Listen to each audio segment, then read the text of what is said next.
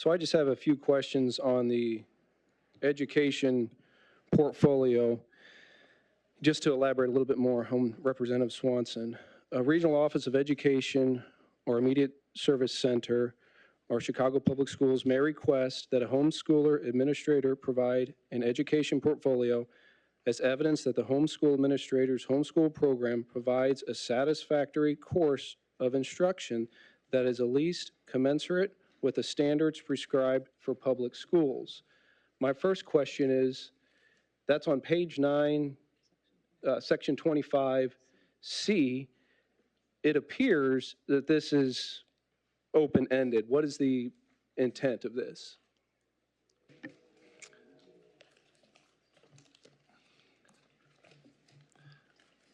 I can speak to that. So what is required of public schools and as well as schools that register is they need to attest that they are providing instruction in English language and in the areas of language arts, mathematics, biological and physical science, social science, fine arts, and physical development and health.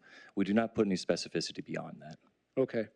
And as far as section 25C, it looks like this is a standalone, that the ROE may at any time decide they're going to come into folks' home and say, hey, we want to see your education portfolio and to make sure that it is within the standards prescribed for public schools. Is that accurate or not accurate? That is contained under section 25. This is failure to submit for truancy of the education portfolio, so that is part of the truancy clauses of this bill. For legislative intent, if it's before, a judge down the road, is that the intent? Because it appears here that C would begin another subsection that would constitute this may from the ROEs as for any reason whatsoever. The legislative intent is that the educational portfolio is for truancy investigation. Thank you. Thank you.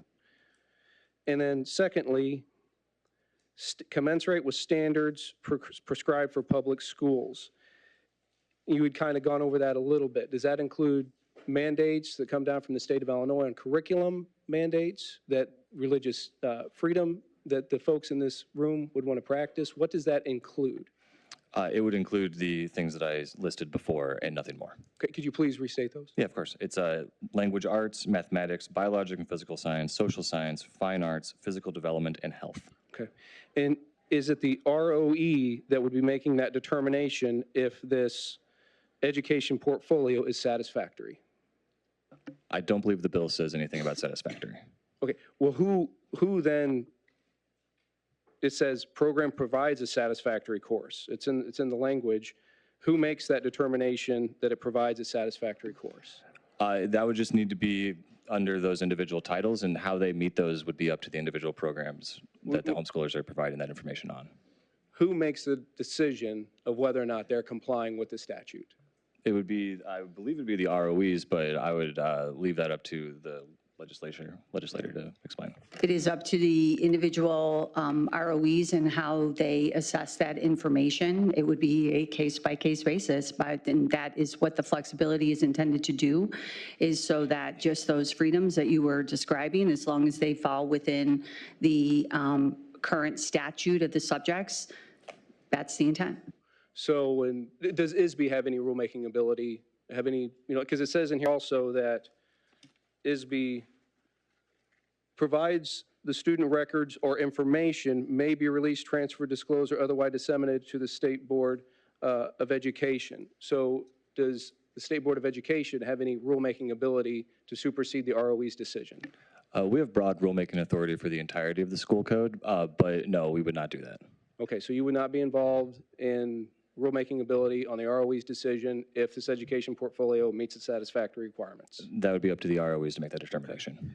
And what would so we're kind of leaving a lot of authority with individual ROEs. Is there any concern about maybe a particular ROE that sees things differently or doesn't agree with the religious freedoms of the individuals in this room? No, that is, the intent is so that it is up to each regional office of education and how they want to do that. I believe that if the ROE wanted to escalate an investigation of authentic truancy, they would have to take it in front of the state's attorney and it would go in front of a court system. The ROE would not have unilateral authority to determine that your portfolio was inadequate and in any way mandate that you return your child to public education, just to make that clear. Correct, and that is why there are additional layers of review of how somebody can, a truancy investigation actually occurs and what occurs. In speaking to various state's attorneys in preparing for this bill, I wanted to know how many cases that were actually filed versus referred, and it's not as many as anybody expects. So again, your local state's attorney would be reviewing any truancy any truancy cases that would be civilly in court. That's on the state's attorney to make that determination. Okay, thank you. And Isby, you had said that the reason for the form and what we're doing here today is that you want to know where our students are. Is that correct? We will know based off those forms and their declaration or registration, yes. Okay, so you want to know where our students are, is what you stated previously. Yeah, all students in the state of Illinois deserve an education. Okay, well, just make something very clear. They're not Isby's kids. They're not the government's kids. There are these parents in this room that are standing up for their, religious freedoms, parental rights. They're their kids and they're their students. And to insinuate, that we don't care about a child that was victim of a horrible crime is an insult to the 47,000 witness slips, an insult to the moms that are looking at me right now in this room, and to everybody in the state of Illinois that has opposed this bill. So thank you.